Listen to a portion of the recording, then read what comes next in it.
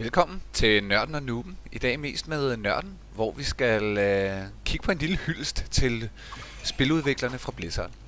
De har lavet mange spil herunder, som I kan se. Diablo 1, som for alvor gjorde noget ved rollespilscenen for rigtig, rigtig mange spillere, fordi den var mere tilgængelig. Den var ikke så baseret på statistik og sådan lidt langtrukne kampe og karakteropbygning. Her der var karakteropbygningen lige pludselig blevet gjort hurtigere, og banerne blev genereret randomly, det vil sige det var fuldstændig tilfældigt fra man spillede spillet den ene gang til næste gang, hvordan banerne så ud. Man kunne samle masser og masser, som vi også så her, af loot, som var en stor del af det. Simpelthen åbne skattekiste med masser af guld i, og så hakke rundt på en masse forskellige monstre og figurer, herunder en masse skeletter. Diablo 2 fulgte efter succesen Diablo 1, som jo vitterlig var en kæmpe succes, ikke mindst på konsol, hvor man kunne spille co-op sammen på samme skærm. Der skete altså noget, som jeg også kan se her på Diablo 2, hvor der virkelig kom grafik på, og flere figurer og en masse abilities, nogle af de traditionelle karakterer, man kan vælge mellem, sådan en krigertype, magiker-type, ja, sådan i bund og grund en masse forskellige figurer, man kunne vælge her. Man kunne også sætte som jeg også kan se, man kunne opgradere sine figurer med alle mulige ting. Og alle de her våben og runer og ting og sager, man fandt rundt omkring i kiste, det kunne man så sætte ind i sine våben og på den måde opgradere sine figurer. Det hele er blevet forædlet i en, som man også kan se grafisk, en nyere udgave. Den har stadigvæk nogle år på banen, men Diablo 3, som jo også er både til konsol og til PC, nok mest spillet på PC. Der er grafikken en helt anden, men spillet er i vid udstrækning meget det samme. Det er det, som fansene havde ventet på, særligt da vi fik udvidelsespakken Reaper of Souls til Diablo 3.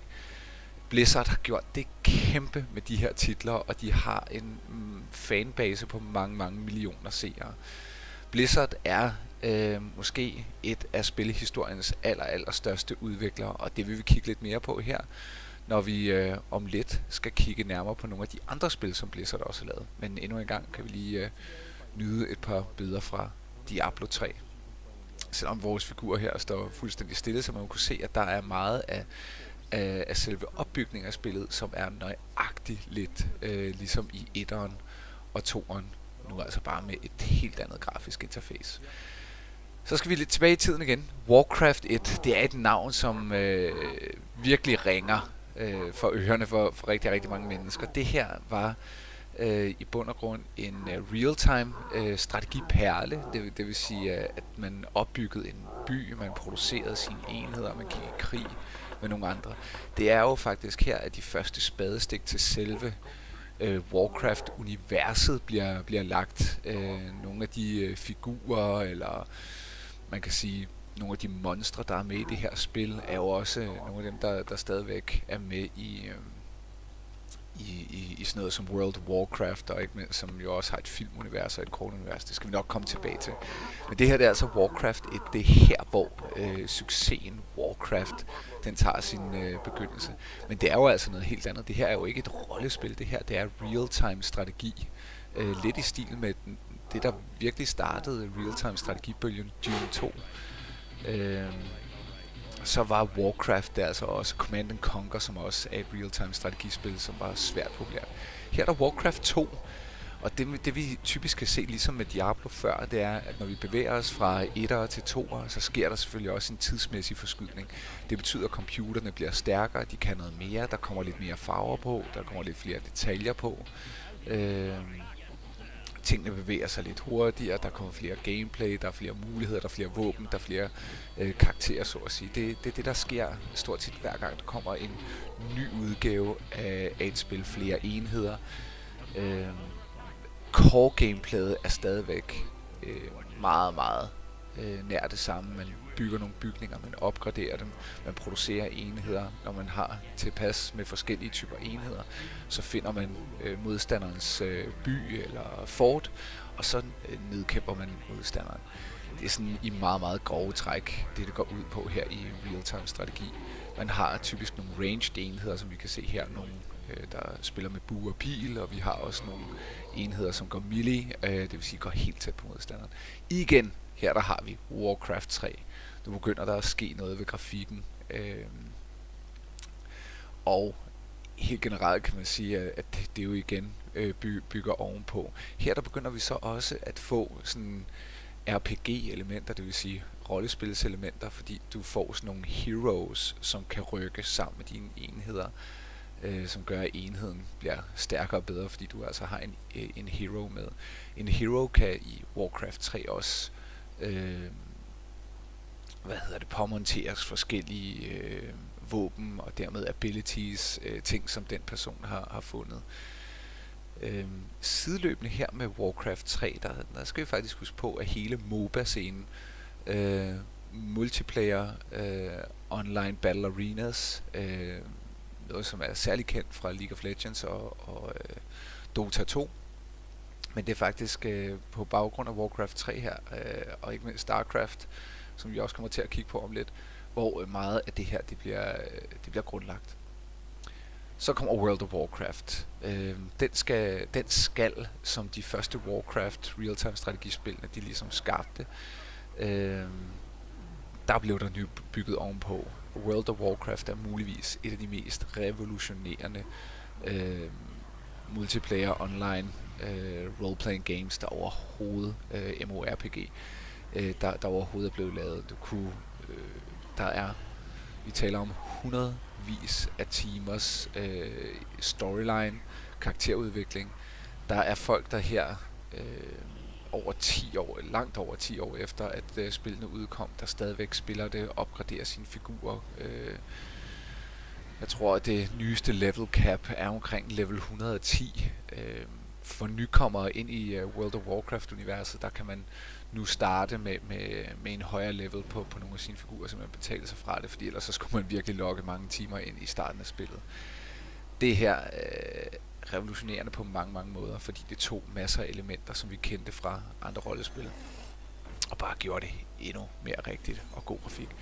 Så der kommet det her, Hearthstone var et sideprojekt, en lille skuffeprojekt hos Blizzard, og det viser bare, hvad Blizzards styrke er. Selv deres skuffeprojekter bliver til kæmpe succeser. På nuværende tidspunkt er der mere end 50 millioner unikke brugere af Hearthstone på verdensplan. Det her kortspil, som bruger figurerne og universet fra World of Warcraft, og har lavet et helt enormt vanedannende digitalt samlekortspil. Det har allerede en kæmpemæssig kompetitiv scene, men det er jeg vil næsten gå så langt som til at sige, at det er lige så sjovt som Magic, som jo er et fysisk kortspil. Det her kan du ikke spille fysisk, det foregår udelukkende digitalt. Kæmpe succes, super sjovt at spille, meget nemt at lære, meget svært at mestre. Så tager vi et spring til altså igen, det er bare succes på succes på succes, når vi taler om Blizzard.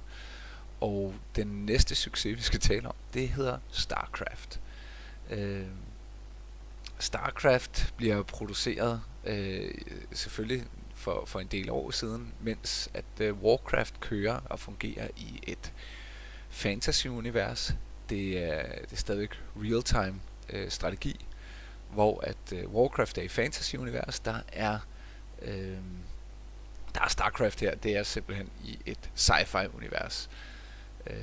Enhederne er som følge det er jo ikke orker, dværge, elver med videre. Og enhederne er selvfølgelig forskellige typer af sådan nogle Space Marines, også selvfølgelig forskellige typer af alien-racer.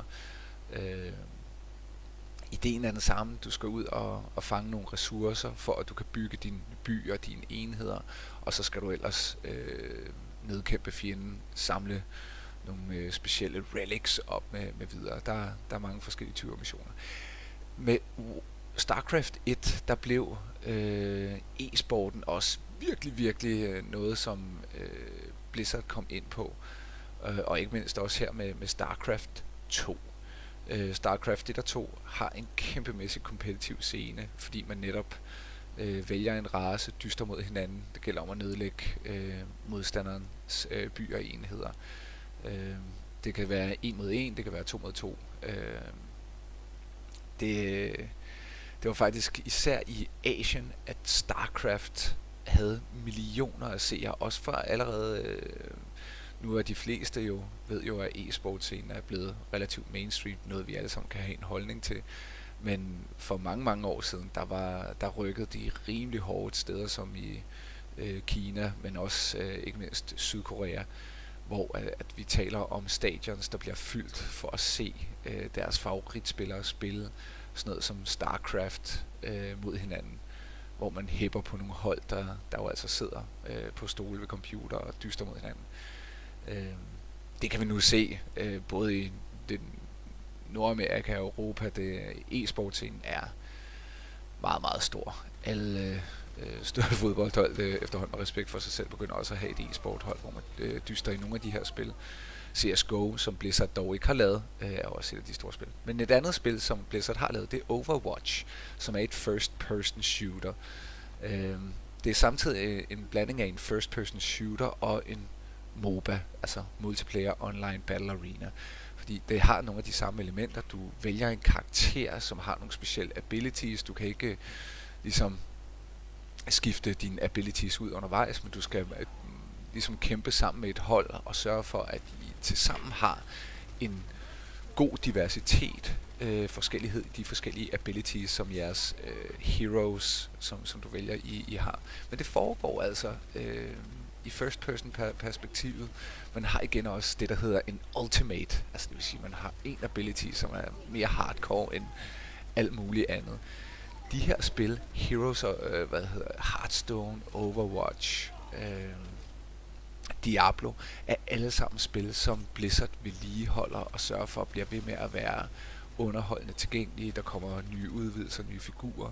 Typisk når du først har spillet, så får du nogle af de her ting helt gratis. Heroes of the Storm er jo så et af de nyeste MOBA, som er kommet på markedet. Det er ikke lige så udbredt som Dota 2 og League of Legends, som jo nok er de mest populære MOBA'er, der er derude. Det her, det er til gengæld en MOBA, som har rigtig mange andre elementer end dem, som vi klassisk kender fra League of Legends og Dota 2. Det er kæmpeskæg, og ikke mindst så får du lov til at spille alle de karakterer, du kender fra Blizzards øvrige univers. Det er free to play, så du kan komme gratis i gang med det. Man kommer til at skulle betale bokskassen, hvis man skal have unlocked alle heroes, men det er sjældent, man spiller med samtlige, jeg tror, nogle 60-50 heroes.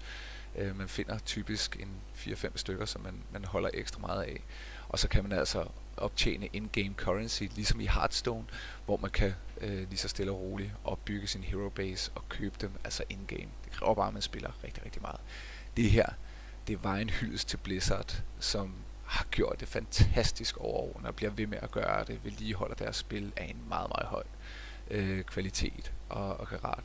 Så hvis du ikke allerede har spillet nogle af Blizzards spil, så hop ud i Heroes of the Storm, Diablo, Hearthstone. Mange af det her er virkelig, det er også billigt at komme i gang med, samtidig med, at det er nogle af de mest kvalitetsmæssige bedste oplevelser, man kan have derude. Det var hyldest til Blizzard. Tak for den gang.